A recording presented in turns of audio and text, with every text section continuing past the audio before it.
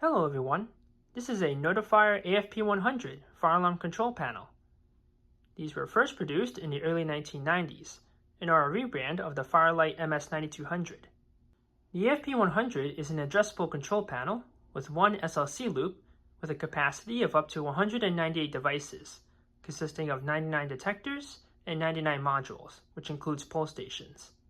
The AFP-100 and the MS9200 are compact, cost-effective adjustable panels that were designed for smaller facilities. Originally, adjustable control panels were more common in larger facilities as they were quite expensive and complex. But as technology advanced and adjustable devices became more affordable, it led to the rise of small adjustable panels such as these. Firelight and Notifier would have a small adjustable panel before these in the late 1980s. Namely the Miniscan 4800 series and the AFC-90. However, both of those panels used a different adjustable protocol and nowadays are very obscure. Notifier will go on to rebrand many of Firelight's adjustable panels, most of them under the Fire Warden series, but the AFP-100 is a bit different from those, as unlike the Fire Warden series, which are a carbon copy of the Firelight panels, the AFP-100 has slightly different firmware which allows it to take Notifier adjustable devices instead of Firelight devices.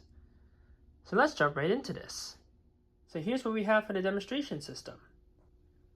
For initiating devices, we have a BGX101L pull station, a CPX551 ionization smoke detector, and for the notification appliance, we have a system sensor mass ADA, set to 1200 Hz interrupted. There's a few more devices here on the floor. The only initiating device is an SDX551 full electric smoke detector, and the only notification appliance is this mass ADA strobe. This is an uncommon sync version and does not work with modern system sensor sync. In a similar manner to EST Genesis devices, all mass ADA sync strobes will self-synchronize with one another on the same signal circuit. The horn strobe on the table is not a sync model, but they are connected to the same circuit. And lastly, we have a LCD2X20 LCD enunciator. It's a rebrand of the Firelight LCD40. These enunciators were designed specifically for the AFP-100 or MS9200. So let's just sound the system off. The mass horn will sound in march time. So here we go.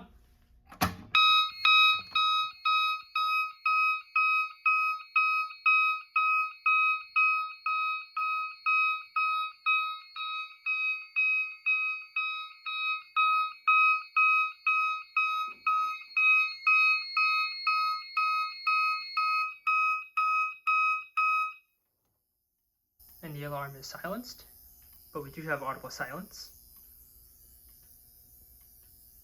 You might be able to hear the strobes buzzing a little bit. These are high candela strobes, so they draw more power, and the panel's signal circuits output forward rectified. So now, let's set off the CPX551.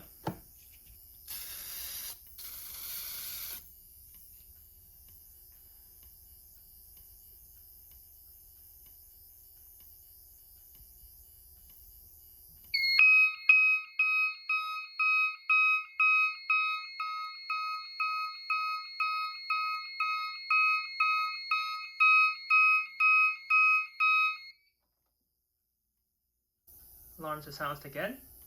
Now let's activate the SDX551. The enunciator just mimics the LCD display on the main panel. And this sync strobe is 1575 candela, and the one on the table is 110 candela. And even at that, both of these are really, really bright. Okay, now to activate the smoke detector.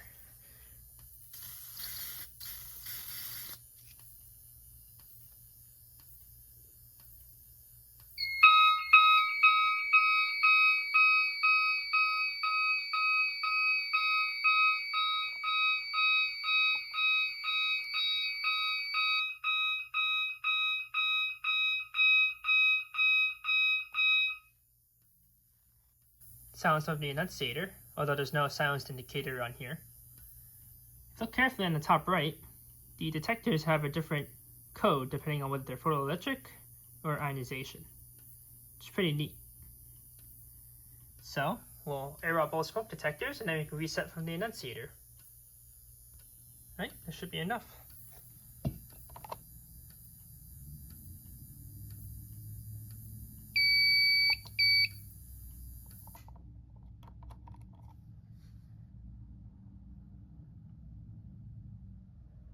system is back to normal. While we're here, we can also demonstrate the drill function. This button functions the same like it does on the main panel.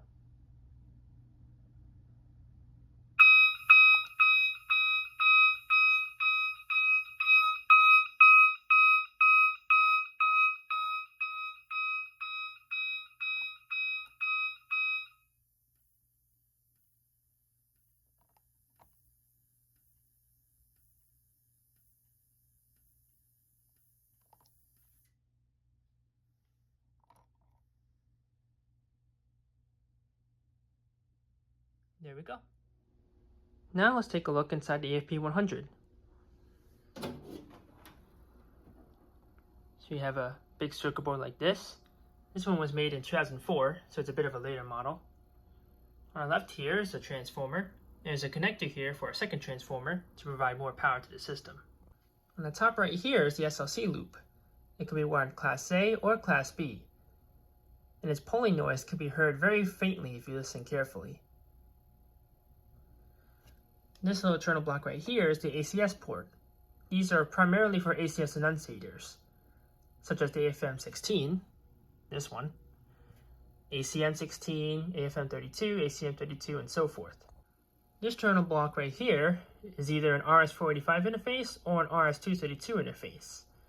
The RS-485 interface provides connections for the LCD2X20, while the RS-232 interface provides support for a PC or a printer to be connected to the panel. Using a PC, the panel's configuration can be uploaded or downloaded using a programming software. To toggle between RS-485 or RS-232 is a switch down here below the keypad to toggle between the interfaces. On older circuit boards, this terminal block is not here, and instead an optional module must be installed to provide either RS-485 or RS-232. This large terminal block here has some dry contact relays, alarm, trouble, and supervisory, followed by 2 signal circuits, and finally 20-volt auxiliary power, with terminals for resettable and non-resettable. This terminal block over here is the AC input, battery connector. There's a couple of jumpers to disable the battery charger and ground fault detection. One of these switches down here is to supervise an optional module. This connector here, which supports an RTM8 relay module. There's also a switch right under the keypad here, which can disable writing to the panel's EEPROM to prevent any unintended programming changes. Right here is the piezo. It's the same that is used on many modern Firelight panels. Older boards had something slightly different. And right here is the firmware chip. In addition to the RTM module, a UDAC alarm communicator can also be installed in this same slot right here. The keypad display interface on the AFP-100 is pretty small and compact. You have your general system indicators, a 2x20 LCD display, some big red operator control buttons, a numeric keypad, and some arrow keys. Other panels in the AFP lineup, like the AFP-200 and especially the AFP-400 and AFP-1010, have a much larger and more detailed interface. The menu interface on these panels is quite simple as well. Press enter. We have a couple of options here. Press 3, we can read the battery voltage. It's hovering around 29 volts. These batteries are fairly recent, so they should be healthy. You can also check out programming. You enter a passcode. We'll start with level 2, which is considered the maintenance level.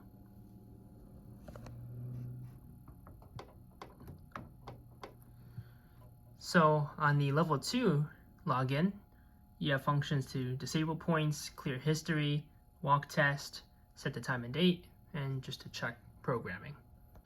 Now let's check out level 1, which has the programming options. Enter the passcode again. Default passcodes can be found in the user manual. The programming menu on the AFP-100 is a lot simpler compared to the other AFP panels. So 0 just clears the entire panel's program. 1 is auto program, which adds or deletes any devices it detects on the SLC loop. 2 is point programming. 3 is system programming. 4 is to change the passcodes, and 5 is to upload or download programming if the PC interface is connected. So to check out point programming real quick, let's start with the detector. Let's do address 2. So here's what it looks like to program a detector. I indicates as an ionization detector, and it's that one. Address 2. M is the sensitivity level. The AFP-100 has 3 very simple sensitivity levels: low, medium, or high. And next to that is the zone that this detector is programmed to, which in this case is zone 0, or general alarm. There are spare slots below this for an adjective and a noun to describe the location of this detector. The adjective section can also be used to enter a second software zone if desired. Now we can check out the SDX551 that's on the floor. That one is address 1 and is a photoelectric detector. Medium sensitivity and zone 0 again. Now let's check out a module. There's only one on this demonstration system, and that's the pull station. So you can program the type. It's set to monitor right now. It should technically be a pull box because it's a pull station. M for module, address 1. Detectors and modules have separate addresses. And this one is set to zone 0 as well. Like the detectors, the adjective section can also be used to enter a second zone. Control modules have their own set of options, and those can have up to 3 software zones instead of just 2. Now we can check out system programming. This programs general options for the panel. It's not very descriptive here, but using the manual can give a better idea of what each of these options mean. The older firmware has slightly less options. So you have alarm verification, silence inhibit, auto silence, pre-signal, signal coding. The AFP-100 has march time, temporal coding, or California code, or you can just do continuous. On the bottom row, A/U sets if there's an annunciator connected to the panel, any of the ACS annunciators. LP sets if there's an LCD 2x20 or a printer interface connected, which there is. Speaking of which, the LCD 2x20 displays this while the panel is in programming mode. S sets the circuit style for the SLC loop, style 4 or class B, and then there's style 6 or class A. There's also style 7, which is a class A circuit with isolators throughout the loop. And finally, R is for the alarm trouble reminder, which is set to off here.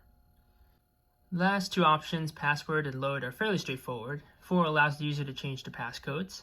If you get one of these panels and the passcodes are changed, there is a backdoor, so you don't have to worry about acquiring those.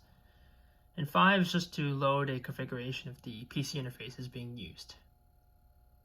So that is it for the Notifier AFP-100. These panels will be discontinued by the mid-2000s.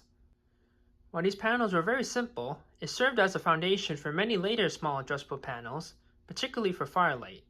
In the early 2000s, the MS9200UD would be released. This featured a larger keypad display interface, built-in strobe synchronization, and a built-in communicator. In the late 2000s, the MS9200UDLS would be released. This featured a new larger cabinet with a quick-move chassis and the Lightspeed protocol, which had a quicker response time and could pull up to 10 devices at a time. The MS9200 UDLS will undergo several minor revisions before it was discontinued in 2018 with the introduction of the Endurance series. While the AFP-100 wasn't as advanced as other AFP panels, it was small and very simple to install, and unlike the Firewarden series, its devices were compatible with other Notifier panels, including later ones like the NFS320. Thus, if you do acquire one of these panels, they make for great demo systems, or as an introductory panel to addressable fire alarm systems. In any case, if you have any questions or comments on the AFP-100, feel free to post them below. But until next time, have a nice day.